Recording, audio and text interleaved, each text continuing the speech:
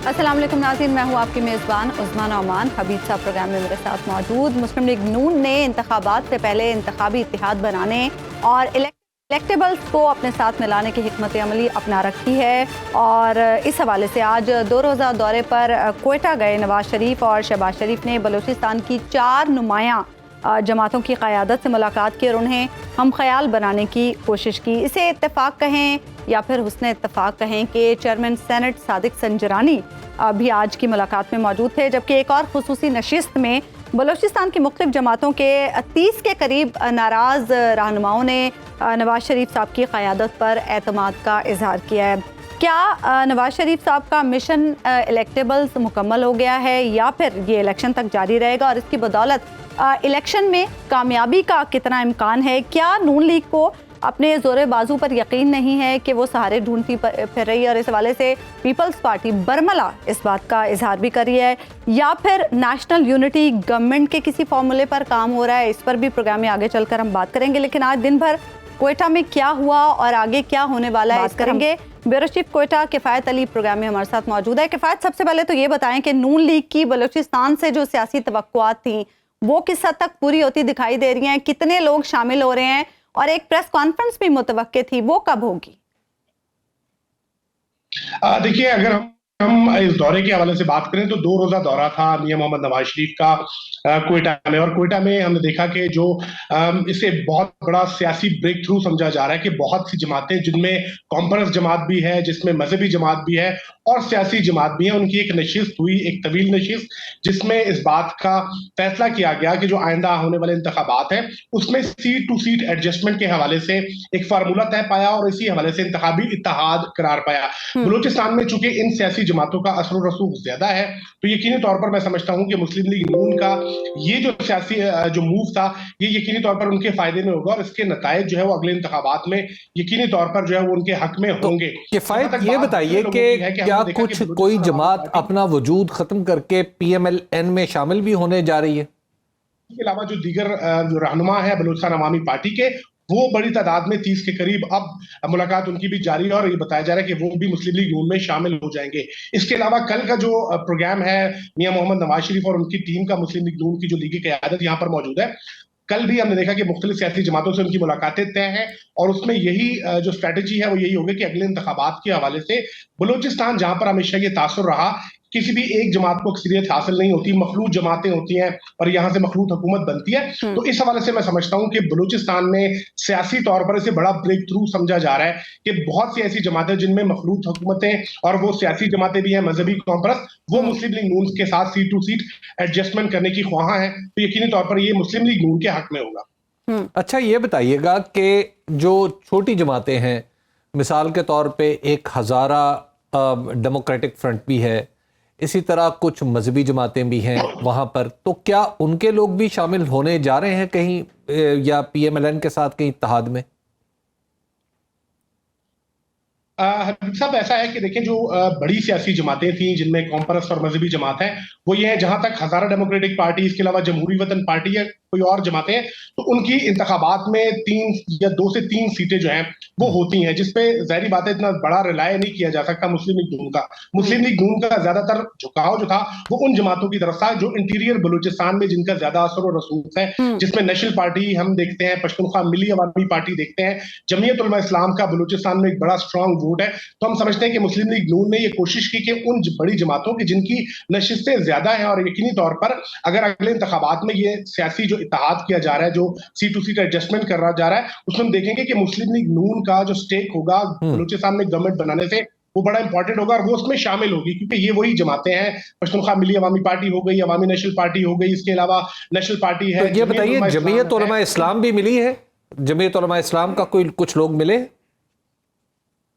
जी बिल्कुल, जमीयत उलमा इस्लाम के एक वफ्द ने उस्मान बादीनी की क़यादत में जो है उनसे, वो भी इस मुलाकात में शामिल थे। नेशनल पार्टी के डॉक्टर अब्दुल मालिक बलोच जो कि साबिक वज़ीर आला हैं, उनकी क़यादत में वफ्द ने मुलाकात की।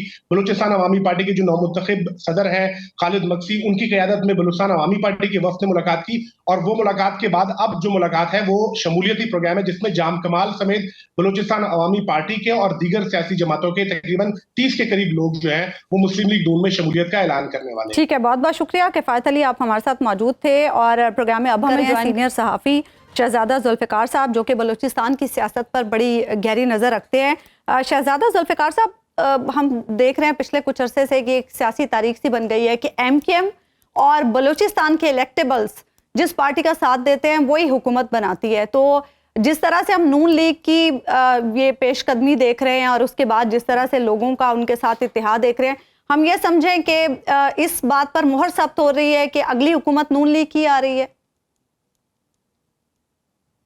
देखिए, बज़ाहिर तो अगर हबीब अकरम साहब भी बलूचिस्तान को काफ़ी जानते हैं और ये पंजाब में बैठे हुए हैं, जब से मियाँ नवाज शरीफ साहब आए, जिस तरह उनका इस्तकबाल हुआ, जिस तरह, तो लग रहा था कि कुछ ना कुछ ज़रूर है और काफ़ी उनकी एक भारी सा स्टेटस लग रहा था। उसके बाद हम जैसे लोगों को, कम अकल लोगों को यकीन नहीं आ रहा था। उसके बाद जब पीपल्स पार्टी का रिएक्शन आया तो हमें भी लगने लगा कि उनको ज़रूर उनके लिए कोई रास्ता हमवार है। और फिर जब उन्होंने बलूचिस्तान का दौरा किया, उससे पहले सरदार अयाज सादिक आए, उससे पहले साद रफीक साहब आए थे, कुछ थोड़ा बहुत काम स्पेड वर्क वो करके गए, और फिर सरदार अयाज सादिक आए, उन्होंने रस्मन सबके पास गए, सबसे मिले और सबको दावत दी और सब ने उनको कहा बिल्कुल ठीक है। फिर उनको बता दिया गया कि लीडरशिप आ रही है और लीडरशिप आप उनको मौजूदगी में आप ज्वाइन कर लेंगे। तो ऐसा लगता है कि नून लीग की हुकूमत आ रही है। जिस तरह पीपल्स पार्टी का रिएक्शन आ रहा है, पीपल्स पार्टी ये लग रहा है कि वो ज्यादा इस वक्त, उन्होंने ऐलान भी कर दिया कि 30 नवंबर को यहाँ पर वो अपने योम तासीस भी मना रहे हैं, और खैबर पख्तूनख्वा शायद 16 से जो है चेयरमैन जो है वो बिलावल भुट्टो। शहजादा साहब, एक बात बताइएगा कि जनवरी में, यानी पिछले साल दिसंबर के आखिरी दिन 31 दिसंबर को शायद, कुछ लोग जो थे बलूचिस्तान के, वो गए बाकायदा तौर पर, उन्होंने वो जो 3 रंगों वाला दुपट्टा है वो गले में पहना पीपल्स पार्टी का। आसिफ अली जरदारी साहब उन्हें पहना रहे थे और उसकी बाकायदा तौर पर तस्वीरें भी छप रही थी। और मैं उनमें से कुछ नाम देख रहा था कि आज की मीटिंग में भी वो शामिल थे। ये क्या हुआ है? देखिए, असल में तो ये था कि शायद उनको उन सबको बता दिया गया था, या उनके खुद इतने से उनको वजदान हुआ, या कोई ऐसा कोई हुआ कि पीपल्स पार्टी हुकूमत बनाने जा रही। ठीक है। और सब वहां दौड़ना शुरू कर दिया। यानी ये बात आप कर रहे हैं दिसंबर की, नवंबर, दिसंबर और जनवरी तक ये मामला चल रहा था? जी जी जी। उसके बाद 3 लोगों ने शमूलियत भी कर ली, जिसमें ज़हूर बुलेदी साहब थे, जो बेसिकली वैसे उनका खानदान नेशनल पार्टी के लोग हैं, लेकिन उन्होंने वो चले गए बाप में, और फिर अब ये पीपल्स पार्टी में चले गए। आरिफ जान मोहम्मद हसनी वो चले गए, और सलीम खोसा साहब चले गए। बाद में जाकर उनके वो हुआ कि शायद हम गलत डब्बे में बैठ गए हैं, ये डब्बा हमारी मंजिल तक नहीं जा रहा। जिन्हें रास्ते में खबर हुई कि ये रास्ता कोई और है। रास्ता उसके बाद ये हुआ कि सबको ब्रेक लग गए, नहीं गए। वो कहते रहे, पीपल्स पार्टी वाले उनको कहते रहे, भाई आप लोगों ने एक तो वादा किया था। इवन यहाँ इस हद तक के साबिक वजीरे आला जो आपके थे कुद्दूस बिजिंजो साहब, कुद्दूस बिजिंजो साहब भी नहीं गए, और उन्होंने भी खत बिल आखिर लिख, जिन्होंने वादा किया था आसिफ अली जरदारी से, उन्होंने भी खत लिख दिया कि मैं तो माजरत ख्वाह हूं, हम चाह रहे हैं इसी पार्टी में रहना, और हम जो बिल्कुल उन्होंने ये कर दिया। तो अब वो, क्योंकि अब सबको समझ आ गया कि जिस तरह से नून लीग की उनको रास्ता मिल गया है कि नूनी लीग है जो इस, और उनका डिब्बा सही है और ये मंजिल मकसूद तक उनको पहुंचा देगी। अच्छा, खालिद बख्शी साहब कुछ दिन पहले तक दोस्तों को बताते थे कि पीपल्स पार्टी असल जमात है जिसके नजरियाती तौर पर वो करीब है, तो वो ये नजरियाती कुर्ब अभी तक बरकरार है, या ये भी कहीं हालात का शिकार हो गए? देखिए, हबीब अकरम साहब, जितना मैं जानता हूं बलूचिस्तान को, आप भी उतना जानते हैं, बल्कि तमाम मुल्क में ये बल्कि तमाम मुल्क में ये है कि नजरिया वजरिया 85 के इलेक्शन के बाद और असेंबलीज के बाद नजरिया वजरिया खत्म हो गया। अब कोई नजरिया नहीं, बस नजरिया यही है कि किस तरह आज शायद सबसे स्मार्ट बंदा वही समझा जाता है कि वो पार्टियां बदलता है और उसके बाद हमेशा आप उसको देखते हैं कि उसी लॉट में होता है जो इक़्तिदार इस्लामाबाद में होते हैं। कोई ओहदा मिल गया, पार्टी का ओहदा मिल गया, मिनिस्ट्रियां मिल गई, कोई और फायदे ले लिए, कहते हैं यार कितना, देखिए यही तो सियासत है। तो ये नजरिया है, क्योंकि अगर नजरिया होता तो जो बड़ी पार्टियां हैं जिनकी वजह से उनकी हुकूमत को नुकसान पहुंचा है वो आज उसको कतन ना लेते। तो लेकिन आइंदा वजारत आला के लिए शहजाद साहब, आइंदा वजीर आला के लिए किसको टिप ऑफ किया जा रहा है क्वेटा में? मैं सिर्फ ये बात खत्म कर लूं, अभी आपको बताता हूं। देखिए कल तक मेरे साथ एक प्रोग्राम में जनरल कादिर साहब थे, तो उन्होंने कहा ये बिल्कुल गलत हो रहा है जो इस तरह कर रहे हैं नून लीग, और ये ठीक नहीं है, वो नहीं है। अब जब 3 लोग गए थे और कुछ लोग जाके शामिल हुए, उस वक्त तमाम ठीक हो रहा था क्योंकि पीपल्स पार्टी को फायदा हो रहा था। आज क्योंकि उन्होंने कहा कि नहीं ये शायद गलत हो गई, बस जो है वो लेफ्ट टर्न कर गई, उन्होंने कहा नहीं अब ठीक है। जो बात आपका जो बेसिक क्वेश्चन है कि वजीर आला के लिए देखें 2 नाम बहुत ही चल रहे हैं। एक डॉक्टर अब्दुल मालिक बलोच साहब का है और जाम कमाल साहब का है। इन दोनों का नाम इसलिए चल रहा है कि जो नेशनल पार्टी के जो लोग हैं वो बरमला निजी महफिलों में कहते आए हैं कि हमें एश्योरेंस मिल गई है और उसी हम 4 सीटें लेते हैं, 6 सीट लेके आएंगे आउट ऑफ 65। वजीर आला डॉक्टर अब्दुल मालिक होंगे, ये वो कहते हैं। तो इस्लामाबाद में भी एक नाम गर्दिश करता है बलूचिस्तान के वजीर आला के लिए, वो कौन सा? सादिक संजरानी साहब का। नहीं, सादिक संजरानी साहब अपनी सीट भी जीत जाएं बहुत बड़ी बात है। अच्छा। उनको काफी जो है टफ टाइम मिलेगा। और लेकिन जो मैं बात बताना चाह रहा था कि एक उनको उम्मीद है कि शायद 2013 की तरह मियां नवाज शरीफ फिर चाहें, जैसे उन्होंने आज अपनी मीटिंग में कहा है मुझे अमन चाहिए, मैं तो कहता हूं एक पुरअमन बलूचिस्तान हो, तो शायद डॉक्टर मालिक साहब को या फिर 2.5 साल कर दें या डॉक्टर मालिक साहब को कर दें। अच्छा, लेकिन कुछ लोग ये कहते हैं कि ऐसा नहीं होगा, इस दफा अपना ही वो वजीर आला लेके आएंगे। अच्छा शहजादा साहब, पंजाब में हम देख रहे हैं सिचुएशन बहुत बदली है। आप जैसे कह रहे थे कि नजरियाती सियासत अब नहीं रही है, लेकिन पार्टियां छोड़ने वालों की आवाम में पजीराई बहुत खत्म हुई है, ये हमने पंजाब में देखा है। क्या बलूचिस्तान में ऐसी सिचुएशन आप देख रहे हैं? देखिए मेरा तो ये है कि अल्लाह करे ये आपकी ये बात बिल्कुल सही साबित हो। ये एक बुखार है, ये बुखार कब तक रहता है? एंटीबायोटिक का काम तो शुरू हो गया है, अगर एंटीबायोटिक उनको देना शुरू कर दिया बुखार जल्दी उतर भी सकता है। और वो उन लोगों का ये बुखार रहेगा जो शायद मैटर ना कर सकें, वो फिर आगे चलकर आवाम में जरूर ये होगा। लोग भी उकता गए हैं कि ये पॉलिटिकल, ये क्या पॉलिटिक्स है, लोग उकता गए हैं, बिल्कुल ठीक कहते हैं। लेकिन वक्त के साथ साथ चलते आवाम भी बहुत मतलबी होते हैं, वो भी उन्हीं लोगों को वोट देते हैं जिनसे उनको एक आसरा होता है कि रोड, बिजली, मेरे गांव में मेरे बच्चे को नौकरियां मिलने का, ये भी एक बड़ा एक फैक्टर है। आज आप 70s की सियासत देख लें और आज की सियासत देखें, उस वक्त तो लोग जेल जाना पसंद करते थे, लोग समझते थे कि जेल जाएं और फख्र होता था कि जेल इतना कोड़े उसने खाए हैं, उसने जो है एक कैदोबंद की सोबतें बर्दाश्त की हैं। लेकिन आज जेल जाने, लेकिन आप नहीं समझते शहजादा साहब, आप नहीं समझते कि अवाम को इस बात का बड़ी अच्छी तरह से एहसास है कि अगर नून लीग के पास बयानिया होता, मकबूलियत होती, तो आज वो बलूचिस्तान नहीं आते, वो सिंध नहीं जाते, वो पंजाब पे ही फोकस करते। बात आपकी सही है, बयानिया मनवाने की बात है। देखें जो बयानिया जो आप कह रहे हैं जो लोगों में मनवाया जा रहा था वो मनवाया, लेकिन वो कब तक डाई डाउन होता है या नहीं होता है? बयानिया तो इस मुल्क में बनाया जाता है, सोशल मीडिया आपके पास है, हम और आप बैठे हैं जो हम डिस्कस कर रहे हैं, अगर आप फेवर करें, मैं फेवर करूं, हबीब साहब फेवर करें, फेवर करके लोगों की ओपिनियन को मोबिलाइज करके उसको बयानिया मनवाने की बात है ना। कौन कितना स्मार्ट है ये आने वाला वक्त बताएगा इलेक्शन में। तो शहजाद साहब, अब्दुल कुदूस बजिंजो साहब आज की एक्टिविटी से कुछ गायब नजर आए। देखिए उनकी थोड़ी सी एक खुद भी वो जब उनका जो दौर गुजरा है, जो भी जितने अरसे का दौर, बहुत ही बुरा दौर गुजरा है, इसमें कोई दूसरी राय नहीं है उन लोगों की कि जाम कमाल को हटाकर अगर कोई बेहतर बंदा ले आते तो शायद आज जाम कमाल साहब के लिए बड़ी मुश्किलात होती। लेकिन यह है कि वो जो भी लेके आए, सादिक संजरानी साहब बहुत पेश थे, वही लीड कर रहे थे, ग्रुप ही उन्हीं का है, उन्होंने कोशिश की जाम कमाल साहब को एक साइड पे लगाकर वो ले आए। लेकिन शायद इनकी संजरानी साहब की भी बदकिस्मती यही है कि उनके लिए बंदा ऐसा वो लेके आए हैं जो 3-3, 4-4 दिन सोता रहा, लेकिन खुश उन्होंने सबको रखा। अपोजिशन की जमातें हों, गवर्नमेंट की ट्रेजरी बेंचेस पर, सबको उन्होंने खुश रखा, सबके काम उन्होंने किए। एक मादर पिदर आजाद एक हुकूमत थी। सफर किसने किया? लोगों ने सफर किया।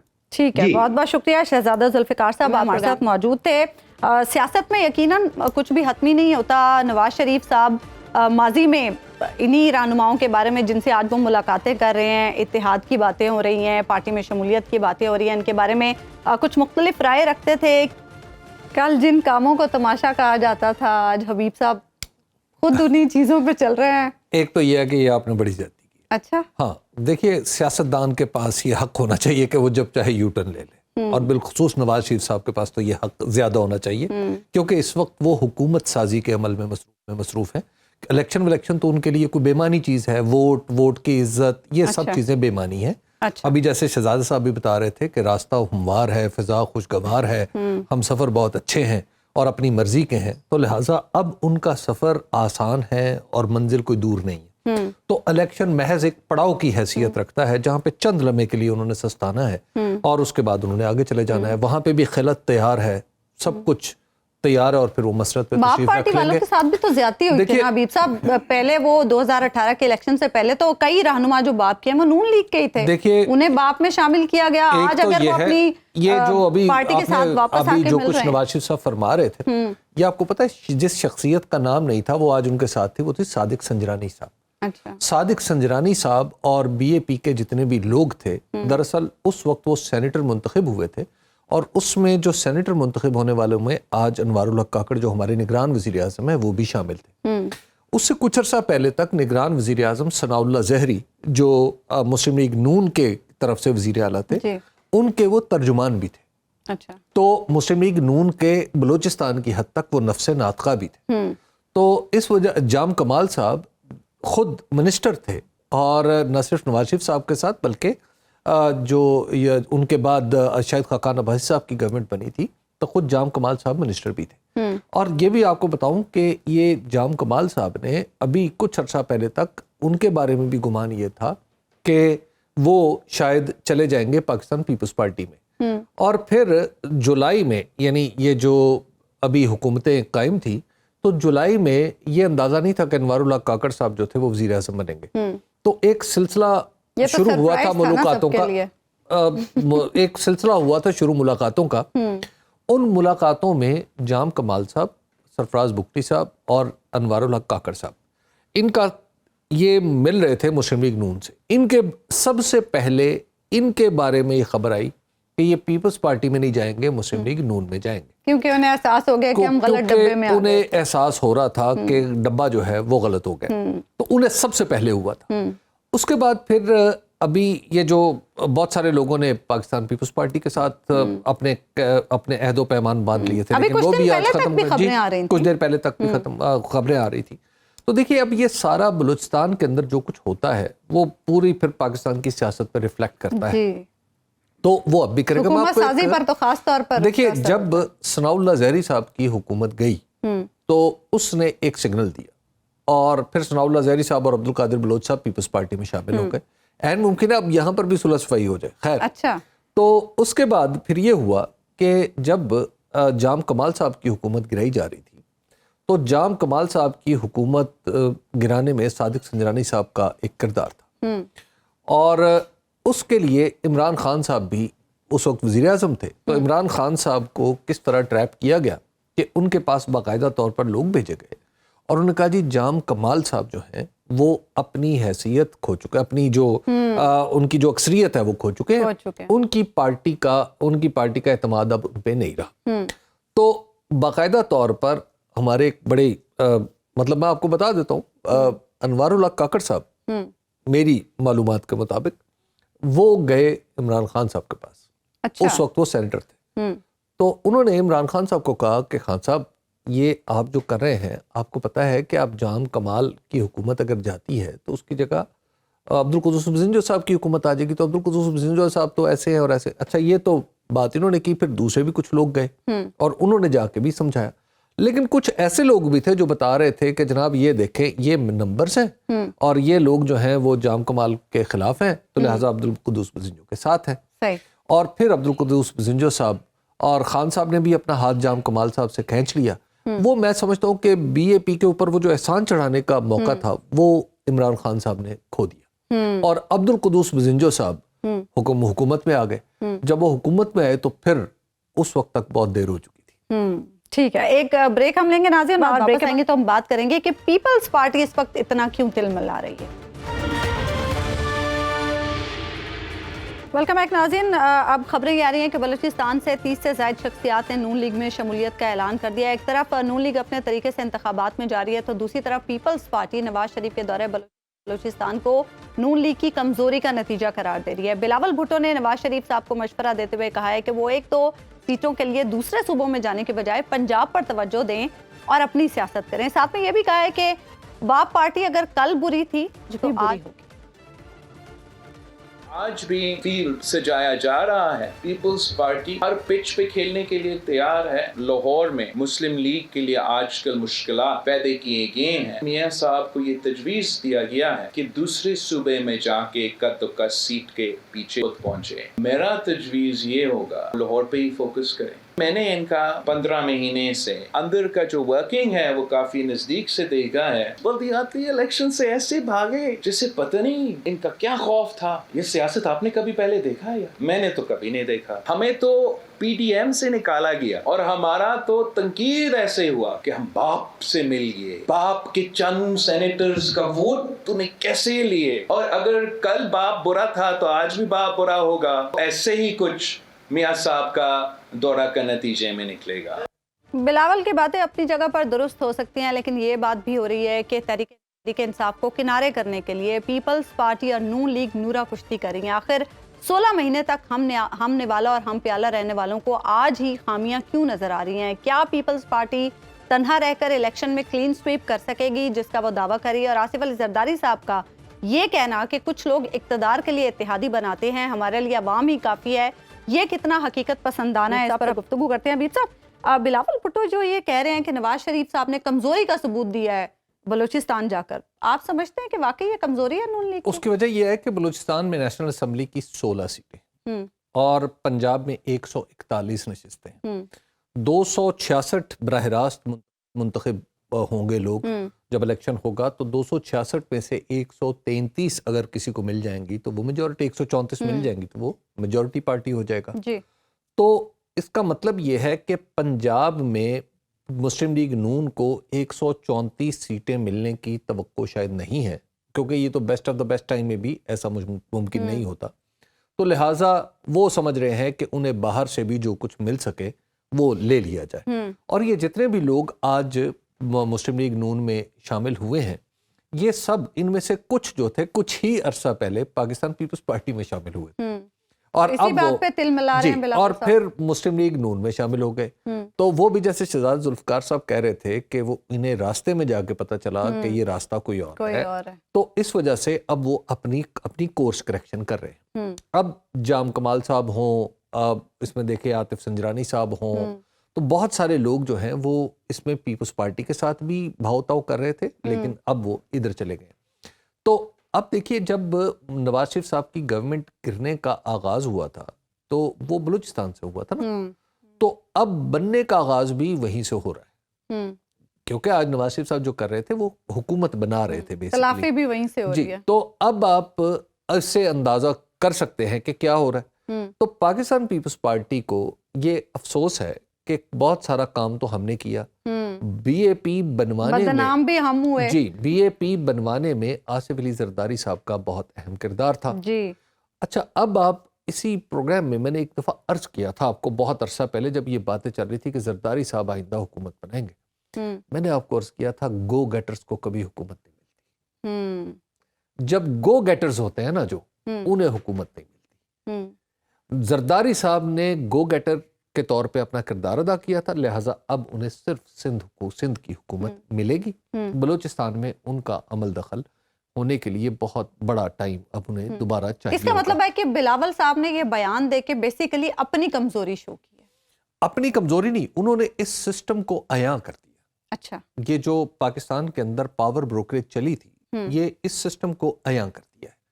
और अब आप देखिए कि एक एक चीज रिकॉर्ड पे आ रही है। आज नवाज शरीफ साहब की मजलिस में जो लोग मौजूद थे उनकी भी सारी शक्लें आपने देख ली, ठीक है, और हम इन सब को सभी लोग जानते हैं और बिलावल भुट्टो जरदारी साहब भी जानते हैं। और बिलावल भुट्टो जरदारी साहब के वालिद माजिद ने जिस तरह गो गेटर का रोल प्ले किया था वो भुगतना जनाबे बिलावल भुट्टो जरदारी साहब को पड़ रहा है। ये शिकवा जो है उनका जहां तक दूसरों से तो होगा सो होगा, किसी न किसी दर्जे में अपने वालिद गिरामी से किया। और आपको याद होगा कुछ अरसा पहले एक मजलिस जो उनकी सीईसी थी उसमें बिलावल भुट्टो जरदारी साहब थोड़े तल्ख हो गए थे और उन्होंने कहा था हमारे लिए मुश्किलात पैदा ना करें और उन्होंने कहा था आसिफ अली जरदारी साहब को, फिर कहा गया था कि आप अब ये मसला सुलझाएं। तो आज की जो बलूचिस्तान में मीटिंग हुई है इसने आसिफ अली जरदारी साहब की नाकामी पे बिल्कुल उसको मोहर सब्त कर दी। तो बिलावल भुट्टो जरदारी साहब कह रहे हैं कि वो लाओ तो मैं भी देख लूं किस किस की मोहर है सरे महजर लगी हुई। अच्छा जी, बार बार पीपल्स पार्टी क्यों इस बात पे इतना जोर दे रही है कि हमारे लिए तो आवाम ही काफी हैं, हम किसी और पे भरोसा ही नहीं करते, इससे क्या खिफत मिटाने की कोशिश कर रही है? मेरा ख्याल है कि आपने ये बिल्कुल मेरे मुंह की बात छीन ली। अच्छा। कि बिल्कुल ये खिफत मिटाने की आसिफ अली जरदारी साहब की कोशिश है। वो अपनी पार्टी को अब जवाब दे होंगे, ये भी मैं आपको आप लिख के रख लीजिए। अच्छा। उन्होंने जो सीईसी में आसिफ अली जरदारी साहब ने जो कहा था कि मैं आई हैंडल आई मैनेज, वो नहीं कर सके। वो दूसरों के काम तो करते रहे, अपनी पार्टी का काम नहीं कर सके। ठीक। तो लिहाजा आसिफ अली जरदारी साहब की गिरफ्त भी आप आने वाले दिनों में देखेंगे कि वो अपनी पार्टी पे कमजोर होती जाएगी। ये सियासत है। ये बड़ी बेरहम चीज होती है। ठीक। इसमें एहतराम तो बाकी रहता है, रास्ते अलग अलग हो जाते हैं। ठीक ठीक। एक ब्रेक हम लेंगे यहाँ पे नाज़रीन, और ब्रेक के बाद तो बात करेंगे IMF के हवाले से। वेलकम बैक नाज़रीन। पाकिस्तान और IMF के पॉलिसी सतह के मुज़ाकरात जारी हैं, जिसका कल आखिरी रोज़ है। 71 करोड़ डॉलर्स की अगली किस्त के लिए पाकिस्तान IMF को मनाने की सरतोड़ कोशिशें कर रहा है। आलमी मालियाती फंड की बैरूनी फाइनेंसिंग से मुतालिक तहफ़्फ़ुज़ात पर UAE के सफ़ीर ने इस मालियाती खला को पुर करने की यकीन दहानी करा दी है। पाकिस्तान को इस वक्त 6.5 अरब डॉलर्स के फाइनेंसिंग गैप का सामना है। इक़्तिसादी जायजे की कामयाबी और IMF के एग्जीक्यूटिव बोर्ड की मंजूरी के बाद पाकिस्तान को कर्ज की दूसरी किस्त मिलेगी। पाकिस्तान ने अगर IMF को बैरूनी फाइनेंसिंग पर मुतमईन ना किया तो इसके क्या नताइज हो सकते हैं, इसी पर बात करेंगे। हमारे साथ मौजूद हैं इस्लामाबाद से हमारे नुमाइंदे आमिर सियाल। आमिर, सबसे पहले तो हमें ये बताएं, तकरीबन 2 हफ्तों से ये मुज़ाकरात जारी हैं, क्या क्या मुतालबात IMF की जानिब से रखे गए हैं सामने और क्या क्या यकीन दहानियाँ निगरान हुकूमत ने कराई हैं? देखिए, जो कर्ज प्रोग्राम होता है उसमें कुछ शराइत होती हैं, कुछ आदाफ हासिल करने होते हैं, तो वो उसकी जो रिव्यू के लिए आया हुआ है यहाँ पे उनका IMF का मिशन।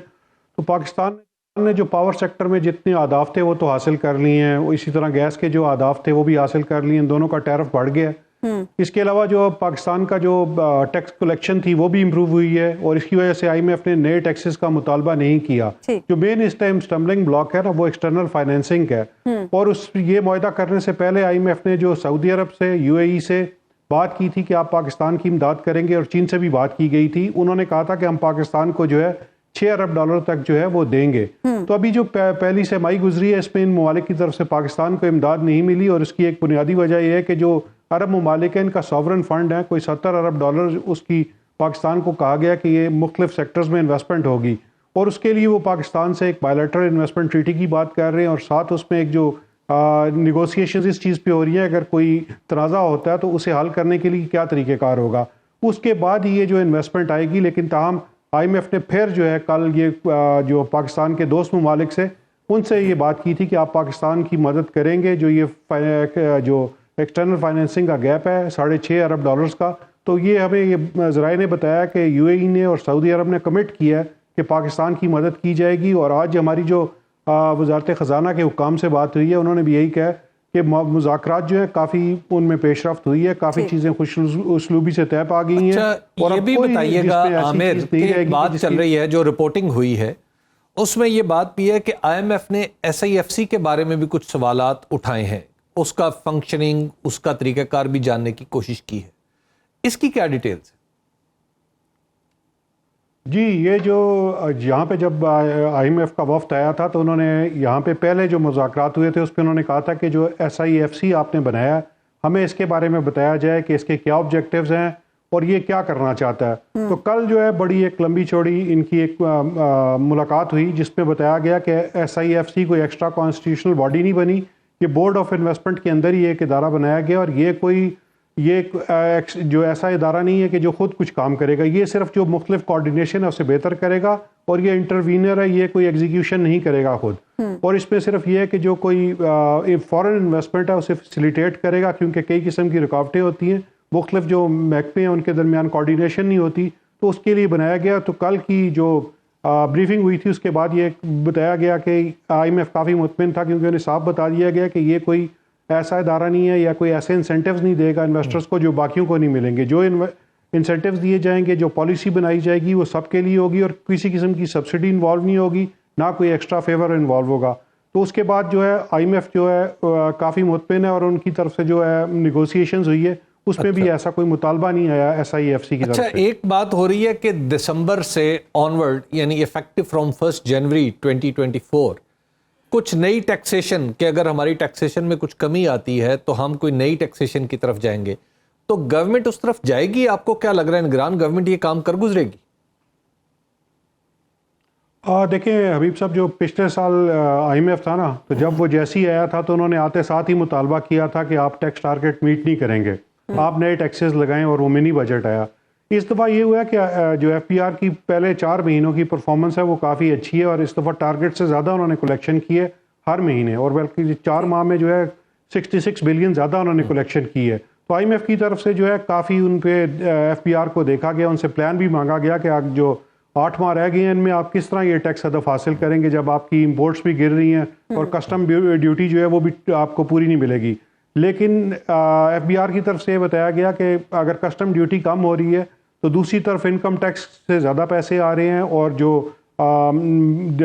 ये सेल्स टैक्स है इससे ज़्यादा जनरेशन हो रही है पैसों की, और कुछ सेक्टर्स ऐसे हैं जिनमें ट्रैक एंड ट्रेस सिस्टम लगाया जा रहा है, वहां से भी ज्यादा पैसे आएंगे। अच्छा, तो ये भी खबरें आ रही हैं कि IMF इस बात पर राजी हो गया है कि जो टैक्स हदफ रखा गया रवा माली साल के लिए वही बरकरार रहेगा, कोई मिनी बजट नहीं लाया जाएगा, इस पर भी IMF मान गया है।